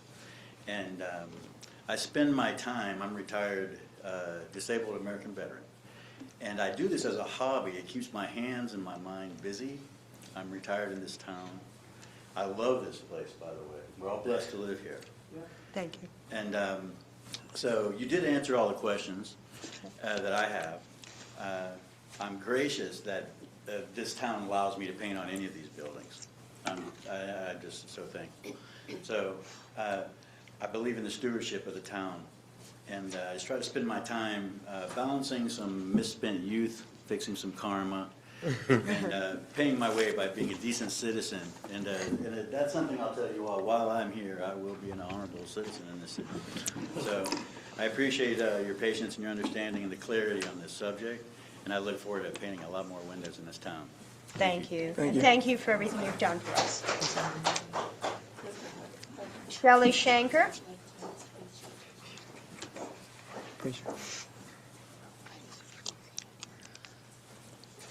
Good evening, I'm Shelley Shanker, and I live in East Palatka, and I run the Arts Alliance that is at the Larimer Art Center. So there was a letter to the editor this week that stirred up a lot of the creative community, like a bee's nest, because I think some things were misunderstood, and I hope they were misunderstood. You have before you on this agenda a 3-page ordinance about murals and the mural committee, and I understand that it's the intention of the commission to try to give some parameters so that we know where we're going, but I want to say that I see that you recognize the importance of murals and paintings in that it is a direct barometer of a vibrancy of a community. But when we try to standardize or have approval systems like an HOA, I left South Florida to get away from HOAs, and I don't want our city to become one where somebody on a committee gets to decide what is or isn't appropriate, because my taste in art is very different from most people in this room. If I buy a property, I may have a business idea that relies on some outlandish piece that's going to grab somebody's attention and show what's going on in that business. It also, I have seen this happen in our town, that some of our beautiful historic murals, which I love, and I love that committee and what they have done for the murals in this town, but there are people who really struggle with the fact that they bought a piece of property that has one, and now they're required to upkeep it. And that is in this new ordinance, that you are, if you're trying to get a mural put on your building, you're signing up for the long haul. And that's going to change how you can and cannot sell your property in the future. Because if you've put a beautiful mural on your property and then you sell it, what if I come in with that new thing that I want to get rid of it? I have to jump through hoops because of your taste in art or your sense of what was right or wrong. I really think that I hope you don't pass this ordinance the way it's written. I think that there's a lot of problems in it. I hope that it is incorrect that it applies to homes as well, which was stated in that letter to the editor, that we were going to start monitoring everything in somebody's yard, and I thought, no, I don't think that's it. I will say that I'm really proud of the work you did last time on creating that committee that's for public art, and that it needs to be clear that also is not about the art you decide to put in your yard. That's about how we spend public dollars, and that process, whoever signs up for those committees is signing up for a really big job, because public art is no joke. It's got a lot of hoops to jump through, and it's going to take a lot of work. So I'm glad you put that place together. Thank you. Thank you. We'll respond at the end. Well, please, no applause. Pam Garris.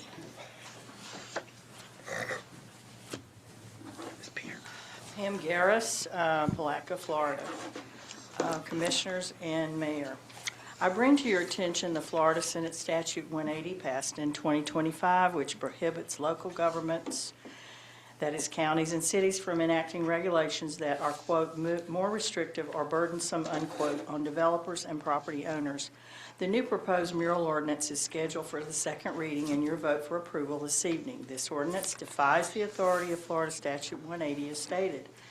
Example, the Historic Preservation Board of the City of Palatka was advised several times in the last year, and as recent as last week's meeting, that they could not enact new restrictions in ordinances that were not established before Statute 180 was passed.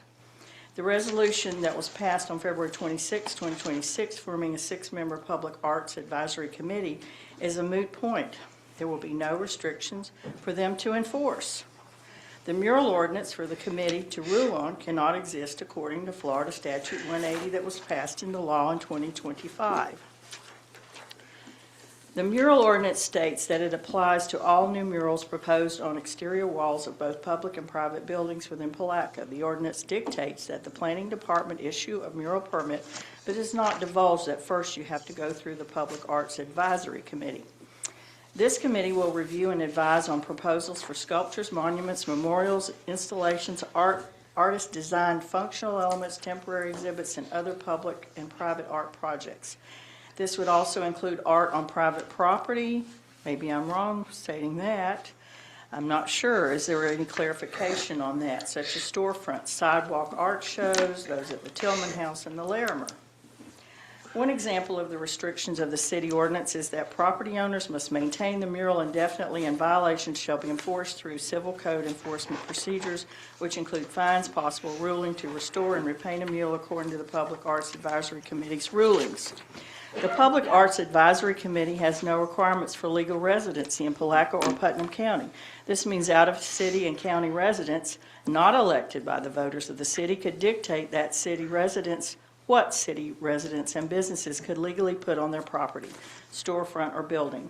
Never before in Palatka city government has a city government committee been formed that can be reappointed with no term limits. Again, this public art ordinance and Public Arts Advisory Committee cannot exist to enforce restrictions that did not exist prior to the passage of Florida Statute 180 passed in 2025. I implore the City Commission to not pass this proposed mural ordinance upon its second reading tonight. It defies Florida Law Statute 180. Thank you for your service to the citizens and business owners of our beloved city. Ms. Duke, don't, no applause, please. Ms. Duke?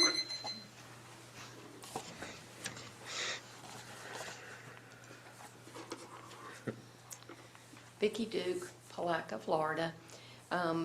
I'm concerned about this mural restrictions too. I didn't find something that actually gave me a lot of details other than the words that are listed here. But I know that at the first reading, we talked about one of the, Ms. Kitchens mentioned applying to only new murals, that wasn't written in the policy. And our concern about our wonderful mural committee that has spent all these years making sure that the murals that went up were accurate and were appropriate, or at least under general guidelines, and then the maintenance on it and their budget to help maintain those. And as Ms. Kitchens mentioned at the last meeting, with the plans that they already had in place and the money they already had in place to restore the murals that were here. And I was concerned, and I still am concerned about the way this reads as to, does that do away, this mural committee won't exist anymore because they're going to have to be under these guidelines. And as far as, we have seen murals painted over when we got our cricket office and we lost the mug race boats on that wall and was painted over. It concerns me. This just concerns me, and I don't think there was enough detail. I didn't get enough detail on it with the first reading as to how that was going to apply to the committee that has existed and has worked so hard to keep the city's murals taken care of. And that's my concerns with this new one. Thank you. Ms. Einzelman? Rosie?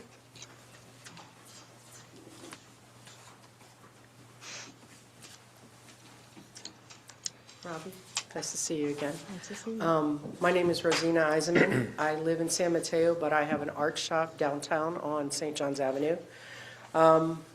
Thank you for clarifying the window art, because even though my art is not painting windows, I do display my art in my windows.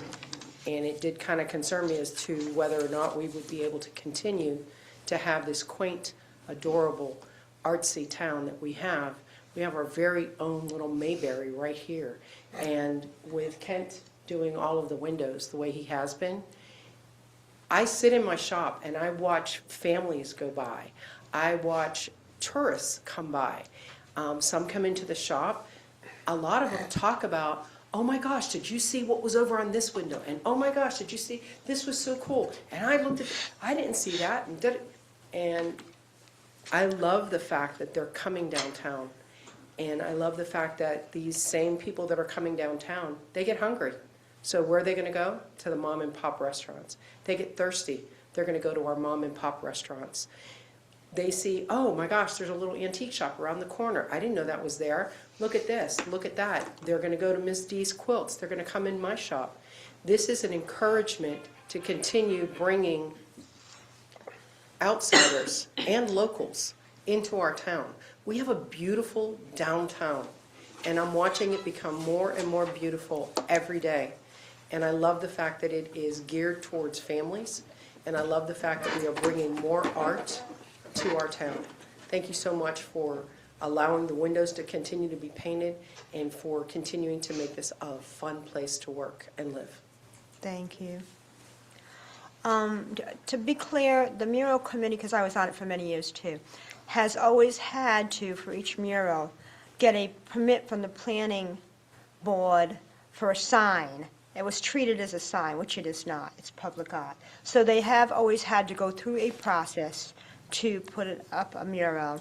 Secondly, it says that the building owner or their designee, in the case of the mural committee, they have always been responsible for prepping, getting the mural painted, and then maintenance. That would come to the designee category. So that would still continue if it was a mural that they were sponsoring, essentially. A majority of the murals that the mural committee has had done, the funding, the majority of the funding, there were some donations, but the majority has come from the CRA. So it's coming from tax dollars. So that's another factor to consider in terms of boundaries.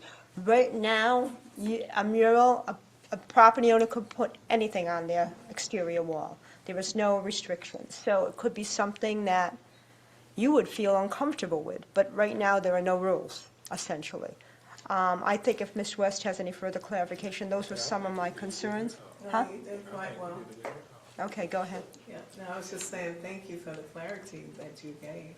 Thank you. So I think we need some parameters. Whether this is the end-all, be-all, I'm not sure. If there's, again, I know people were primarily, at least I get the sense, concerned about painting on the windows, but there are people who are concerned about the benefit, how the mural committee itself will be impacted. Other people should also be able to put forth some concepts for public art, including murals, and have that opportunity as well. Go ahead, Commissioner Dean.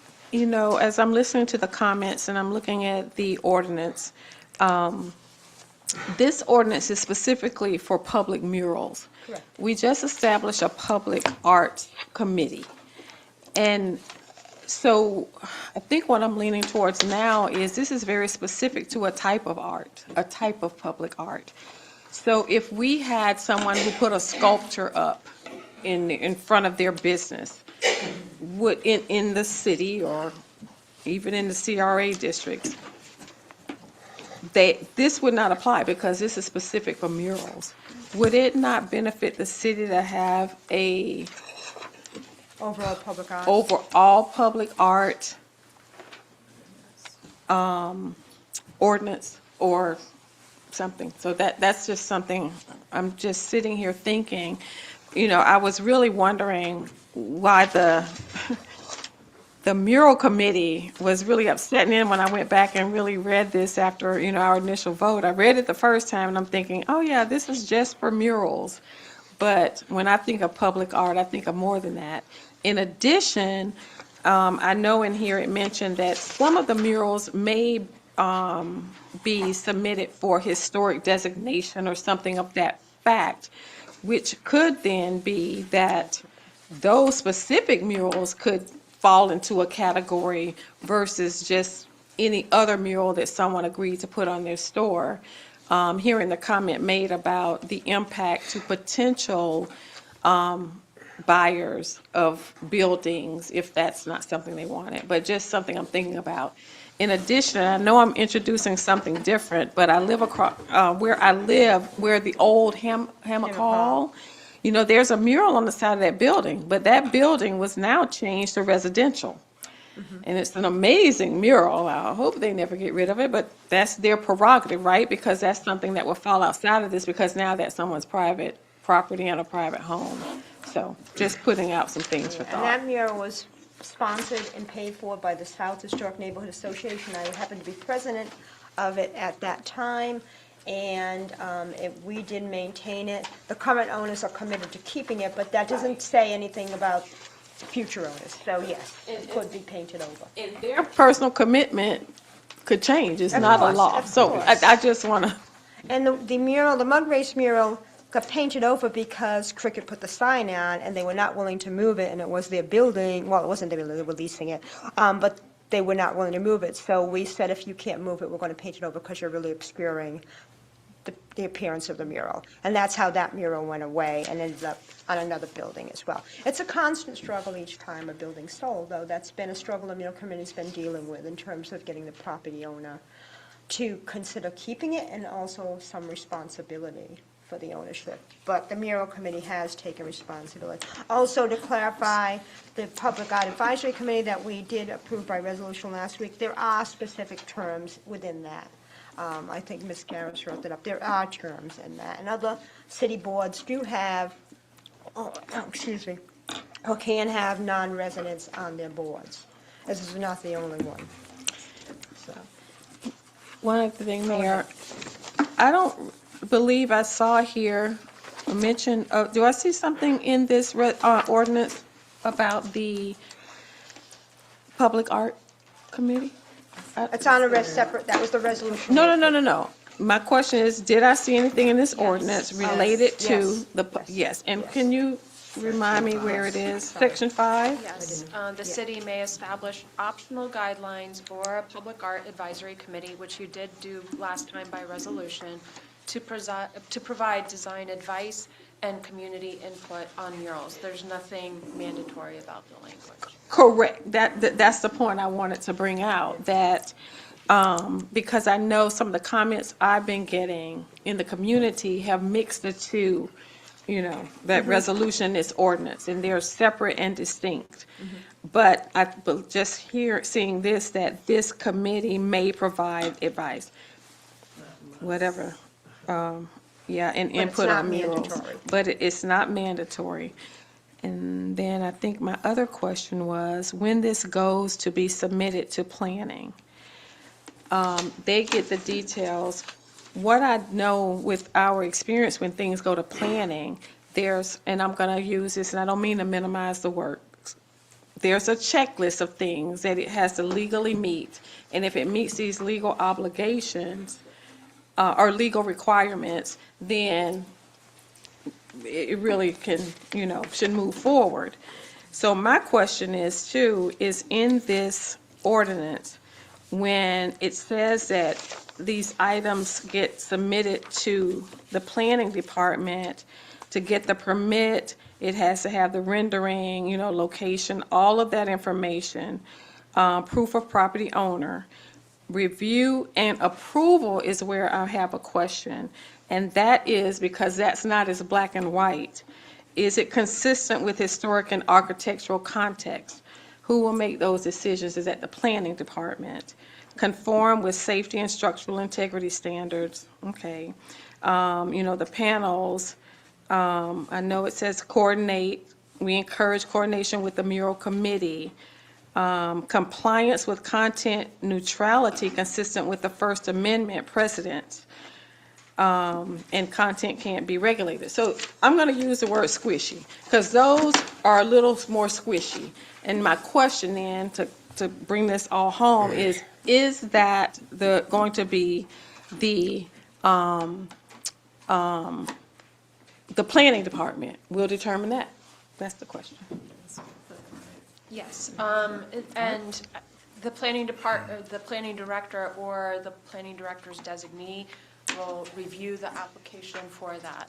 I agree that a lot of this is squishy. Almost everything under the First Amendment is squishy.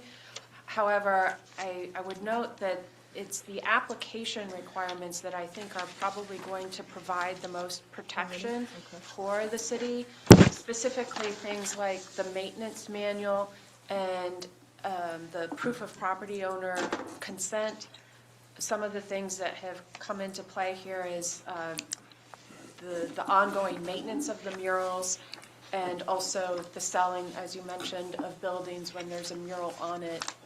If you have a plan in place on the change of ownership, it will Right. help with everyone's understanding.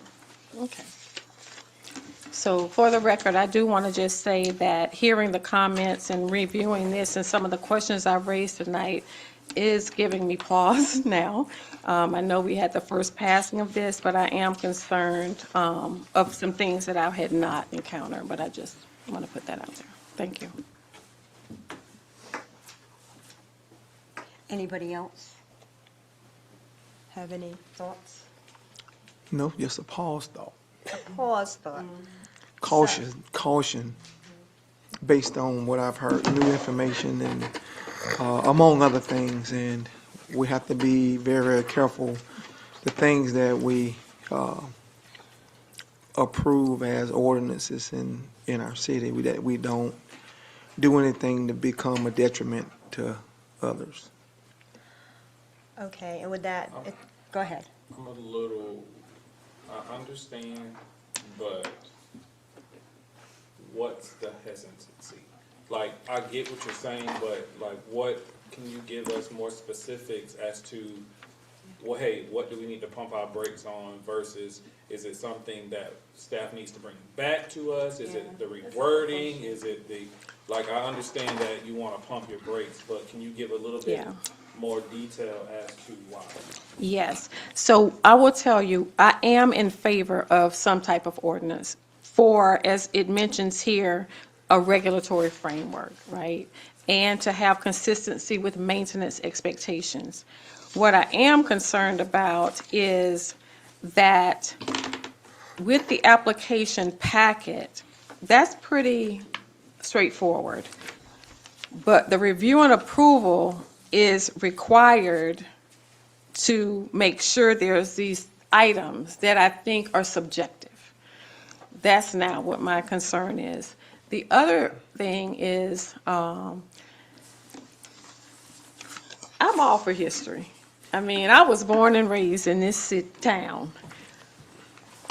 But art is subjective, and I'm concerned that we're painting ourselves, and yes, pun intended, into a box. I think when I look at some of the things that need to be shown for approval, you know, the consistency with historic and architectural context, and that is coming through the planning department. I'm not, that's what I'm not comfortable with specifically. I hope that answers your question. And I appreciate that. Yeah, Because I wanted yeah. to have that perspective. Yeah. So thank you, that's why.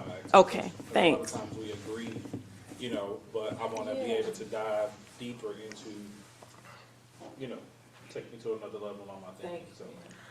So in summary, we still see a need for something. We might want to modify this or have some suggested changes made. I agree, art is subjective, and I think we are limiting ourselves sometimes. And that has been the focus historically of the mural committee, to just depict historic events and/or individuals of the city and the county and natural resources. Maybe there is a broader area to go to. Go ahead, So Commissioner. hearing the consensus, there is a motion on the floor. There is. That we need to Close, adhere to or yeah. close and move forward with. I had one comment Did you want, first. we have a before comment from we Commissioner Warren close. first. And when we talk about subjective art, I mean, that takes me back to our code enforcement and what we're trying to do with some of the things as it relates to things that's violated, a number of things over the years that we cannot do anything with. We've taken it to the magistrate, and we can't do anything more with it. And so that property, it would be far from anything of art, but you cannot challenge what someone deems to be art. And so basically, again, so when we start to put parameters around things, among other things, we need to just be careful that, like Commissioner Davis said, don't paint yourself into a box. So that's all I have. So as far as the motion, Question. all in favor? Nay? Oh, no, I'm waiting. I'll wait for my turn. Thank you. All opposed? Nay. Nay.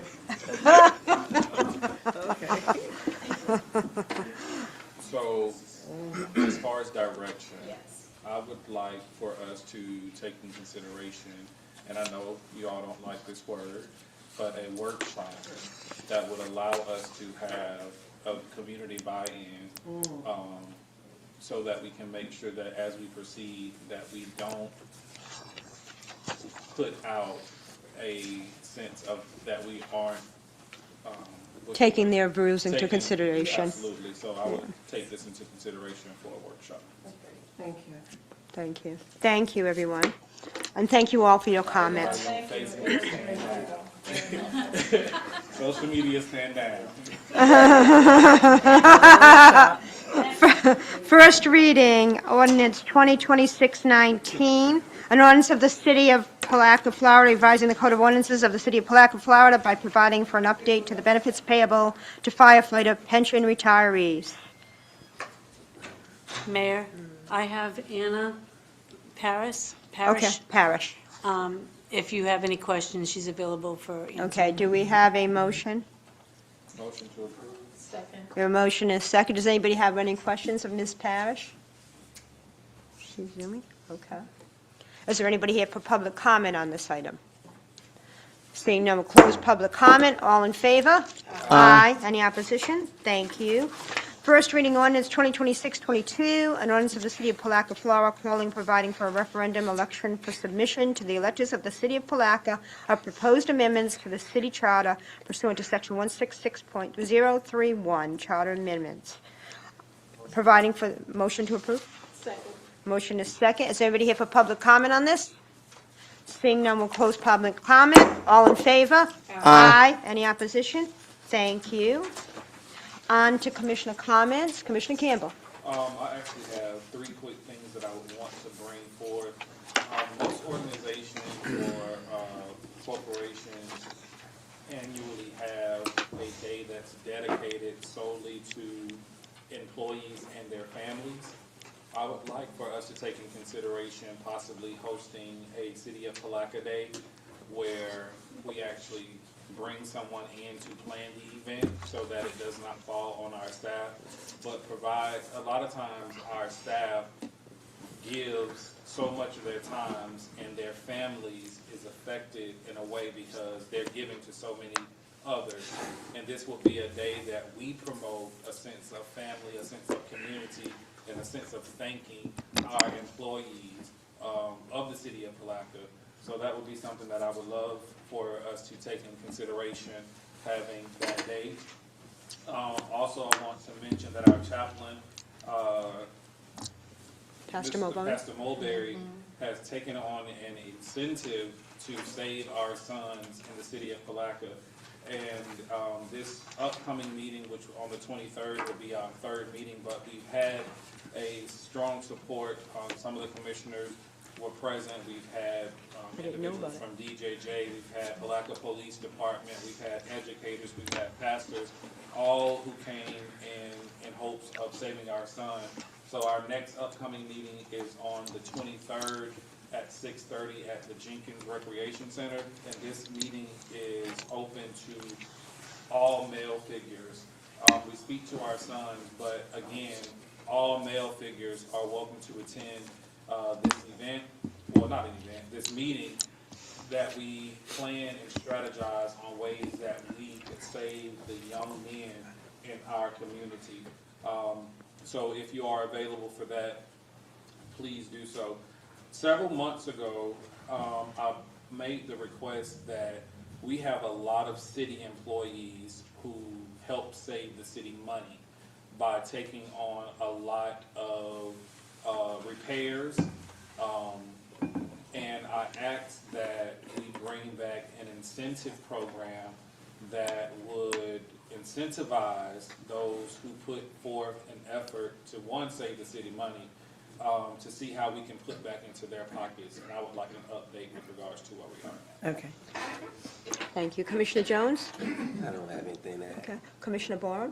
Yeah, I concur with Commissioner Campbell about the incentive for our staff. I pushed that out some time back as well in terms of looking out for those who look out for the city on a number of different things over the past several years. So I concur with Commissioner Campbell on that.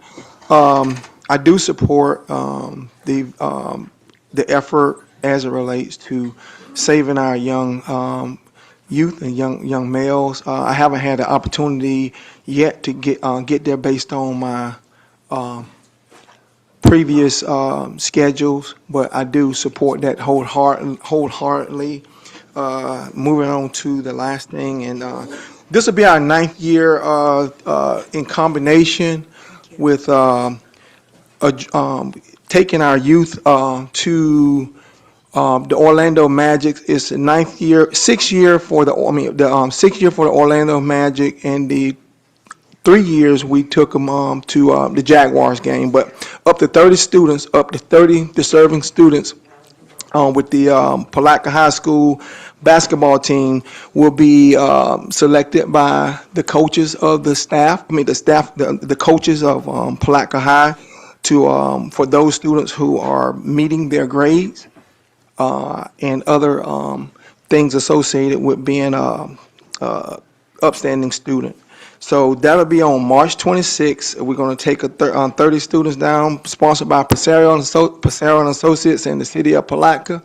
I will provide a portion of funds to help give each student a $20 per student for concessions, as well as we're going to work with them from a mentorship standpoint, as well as challenge them and help them continue to understand what we rolled out a couple years ago, challenging those individuals to know who their leadership are in their community. A lot of times they can know their president, they can know the governor, but a lot of times they don't know the people who touch their lives every day. So we had some challenges last year with that, and they were able to come up with a few answers. Some of them were a little bit off, but they had earned a few extra dollars as it relates to that. So that's what we have coming up.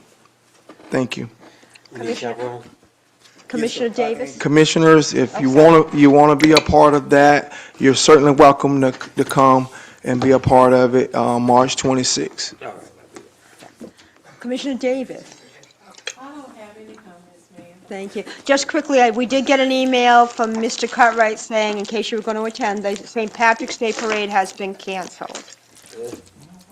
So just to let you know. Other than that, I have no further comments either, so can we have a motion to adjourn? Thank you. So moved.